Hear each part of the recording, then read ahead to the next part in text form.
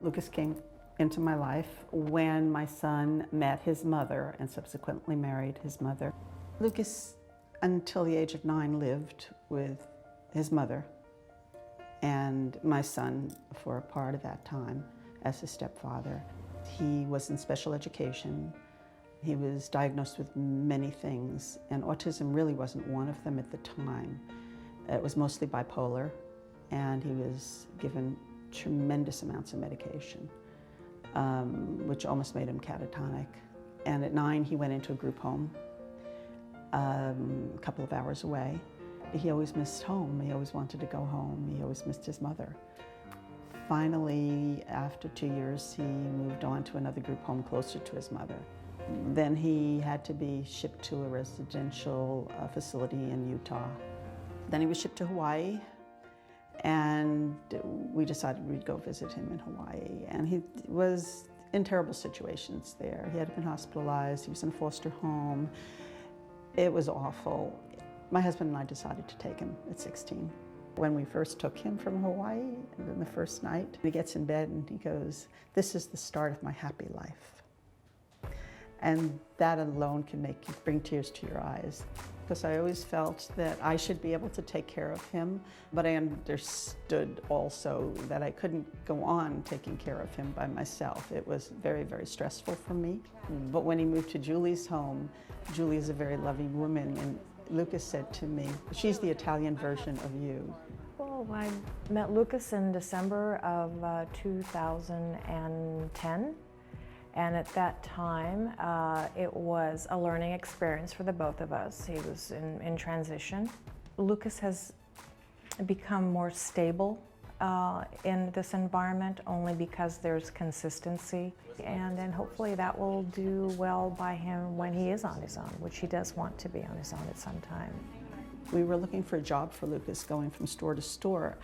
And they said, well, we get our disabled youth from Community Gate Path. So I looked it up. His grandmother heard about the Autism Works program through the Department of Rehabilitation and was excited that it was a service geared specifically for people with Asperger's, high-functioning autism, and asked if she could actually come in and meet us. They took him right in.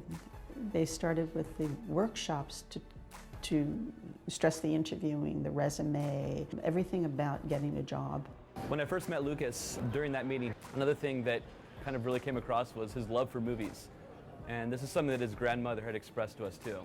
I have to say that probably it started when I was just, like a little kid, because when I was growing up, there wasn't a lot of things to do. I imitated a lot of what I saw through film and television, and since, still young and autistic and going through the works, trying to learn from somewhere, I watched a lot of movies, I watched a lot of television, and well, lacking the friends, it takes up a lot of time. And I wanted to work with film specifically. After about 2 or 3 months in the program, Stacy got him this job at the Century Theaters here at Tan Fran. He was excited. He was really pumped. He was so ecstatic, really excited to work here. And I think that reflects on his work performance. To work at Century Theater is, in my definition, a privilege, given the fact that it is a field that I love, and also that it has been my first real job, and at that, a very successful one. In the beginning, he said, they want me to smile at the people in the movie theater. Don't they know I'm autistic? I can't smile. He has subsequently had to practice smiling in a mirror because he doesn't know what it feels like to smile. And he's so gracious to the customers, and he smiles, and he looks at them, and he responds in the nicest way. For a while, he was in the ticket taker position as an usher. And then I think it was about a couple of months ago that he actually asked me if he can learn something else. So we had him clean theaters. I can honestly tell he's probably one of our top 5 ushers in this theater. He has come so far. Most of it has to do with being in Julie's house and working at the movie theater. The combination of ingredients there has allowed him to grow. We've seen such changes that we'll probably see a lot more changes. And I want to see him with a girlfriend, because that's really what he wants, a girlfriend. You really got to know yourself in order to, you know, like yourself, and then from then on, make standards. So in that case, I am still searching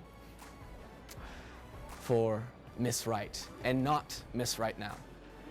A few weeks ago, I dropped him off, and he was getting out of the car, and he came back and he gave me a hug, and he does hug me now occasionally. But then he kissed me, and he's never kissed me in his lifetime. And I was surprised. He goes, "Well, you've earned it."